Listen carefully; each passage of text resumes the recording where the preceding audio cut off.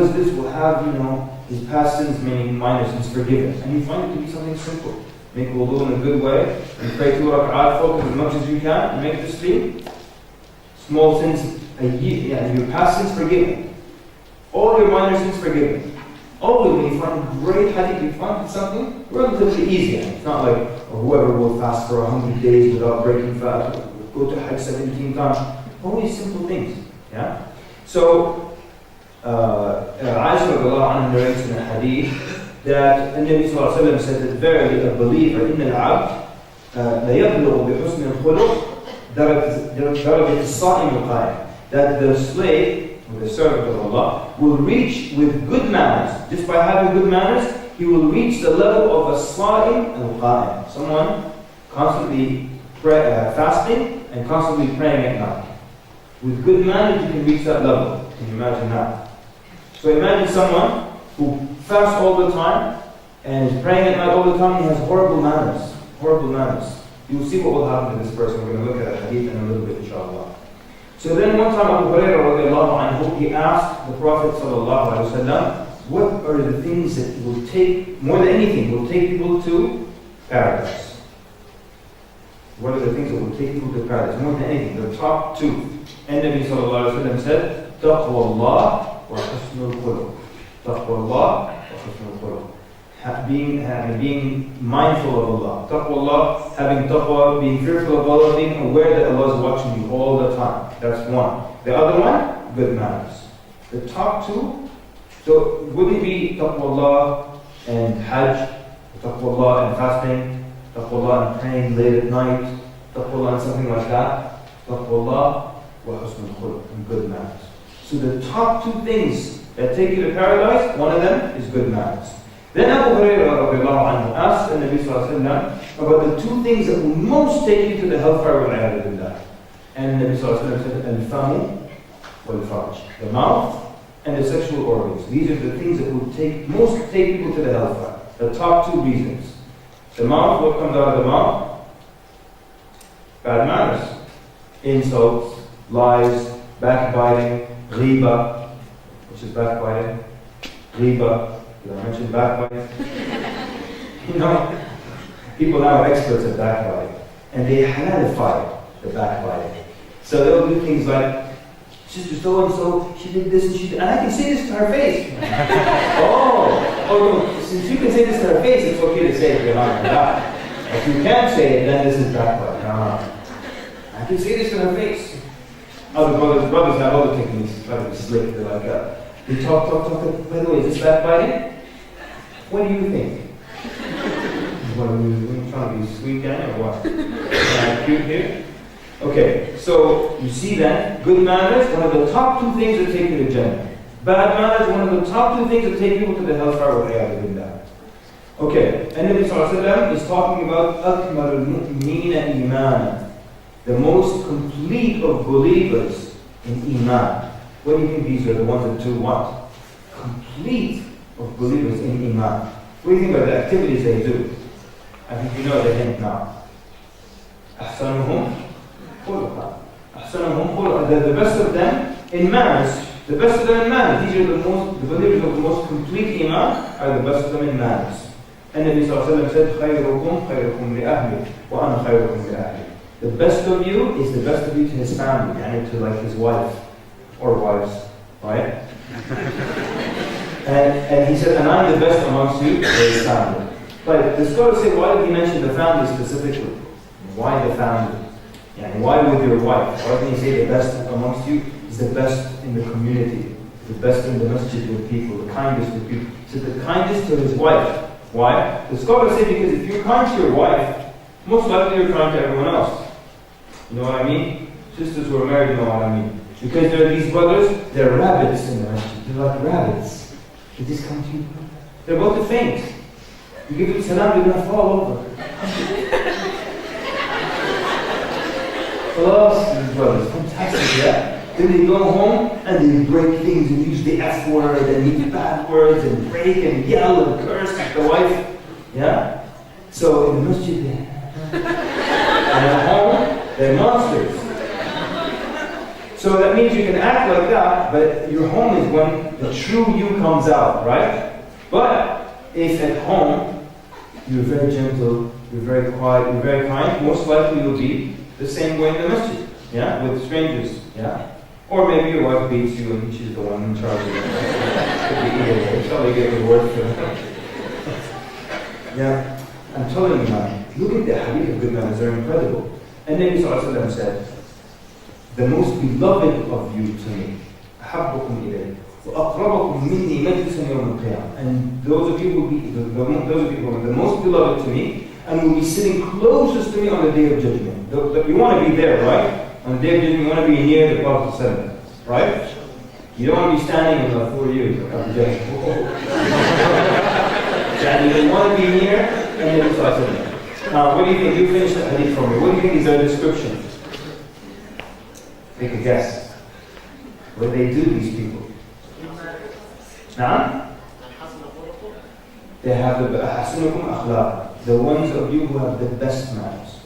Good manners, and you can be close to the Prophet ﷺ. And of the most beloved people of the Prophet is having good manners. Now, does this mean neglect salah? Salah, hajj, zakah, all the good stuff? Plus the good manners. Not salah, hajj, and then when I have time, inshallah, good manners. Maybe one time I'll smile. No? Not like that. Also, Nabi Sallallahu Alaihi Wasallam said, "Khiyarakum, the best of you." Finish the hadith for me. Are the best in manners. You see the pattern? Yeah? The best of you, the ones that are the best in manners. Okay, here's this hadith. One time, Nabi Sallallahu Alaihi Wasallam was sitting with his companions. Then he asked them a question. He said, "Atadruna man al-muflis?" Do you know who is the one who is bankrupt? So bankrupt, muflis, bankrupt. So they said, "Ya Rasulullah, al-muflisu fina man la dirham lahu wa la mata'." They said, "O Prophet of Allah, the bankrupt person is the one that has no dirhams, no currency, no money, and he has no mata', no possessions. That's a bankrupt person." Yeah? And they're in the dunya sense, they're correct. He's bankrupt, he's got no possessions, and he's got no money. Then Nabi Sallallahu Alaihi Wasallam explains to them that the muflis is the one that comes on the day of judgment with a lot of good deeds. How is he bankrupt and he has a lot of good deeds? He's got a mountain, huge pile of good deeds. Beyond that ceiling. Mountain of good deeds. He's standing like this, yeah? There's mountain of good deeds. Proud of it, right? But there's a problem. No, wait a minute. How do you think he got those good deeds? What do you think he did to get those good deeds? He prayed, no doubt. Prayed 5 times in the masjid. Read the Quran constantly. Yeah, maybe, even taught it. His children or taught it somewhere. Yeah. He gave zakah, always. And he sees a poor person, gives him some money. That's how he's building this mountain of good deeds. Goes to Umrah a number of times. Goes to Hajj. Always giving to the poor, charity. Feeding the poor. Yeah. Got a mountain of good deeds. How is he bankrupt then? Then Nabi Sallallahu Alaihi Wasallam explained, but he has also come forth, and he's come forth with bad manners. So he has insulted this person, and he has hit that person, and took the wealth of that person, maybe even killed one person. So he did it. He has all these good deeds, but he has bad manners, as you can see.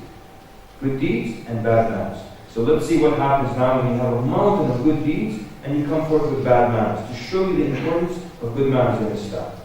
So then the Prophet describes, then this person, because now on the day of judgment, or before people go to Jannah, there's a settling of accounts between people. Because no one goes to Jannah with issues and beef, beef. Yeah, when you have a problem, that's black talk. Yeah? So no one goes to Jannah and there's a problem I have with the brother, he still owes me this much. So what happens? You're in Jannah, you're having a good time, you're drinking and stuff, and then you see that brother, what happens? Then your smile disappears, so you're having a good time. Yeah. This guy. There's no dirty looks in Jannah, there's no bad feelings in Jannah. So what happens?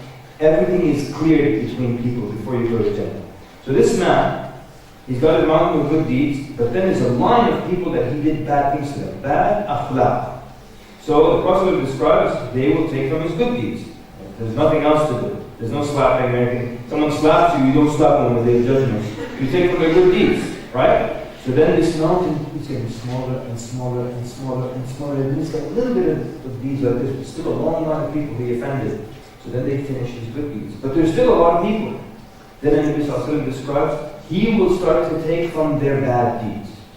So to finish that line, he starts to take from their bad deeds. So he was almost guaranteed to go to Jannah with this mountain. Now he's starting to build another mountain over here of people's bad deeds. You see what's going on?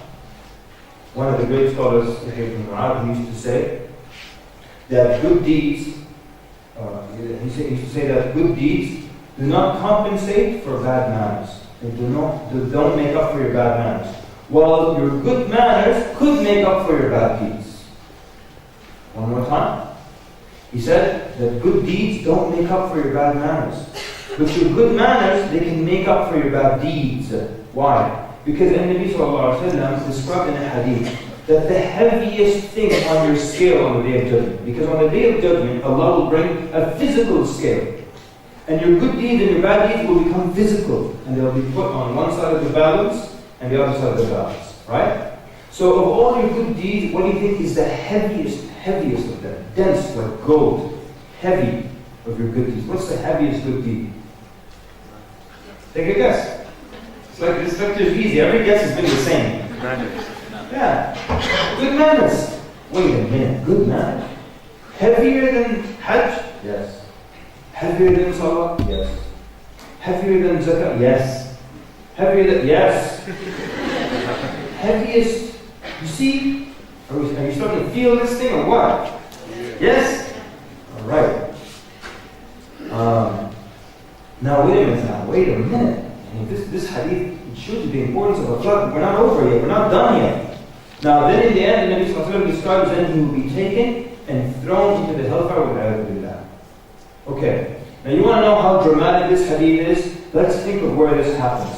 Where was this guy standing and he's got his pile of good deeds and not literally, but where was he? He was in front of the gates of paradise. In front of the gates of paradise. Because, so the believers cross the bridge, the Sirat. Now they're standing in front of paradise. Before the gates are open, we have to make sure there are no problems between these believers.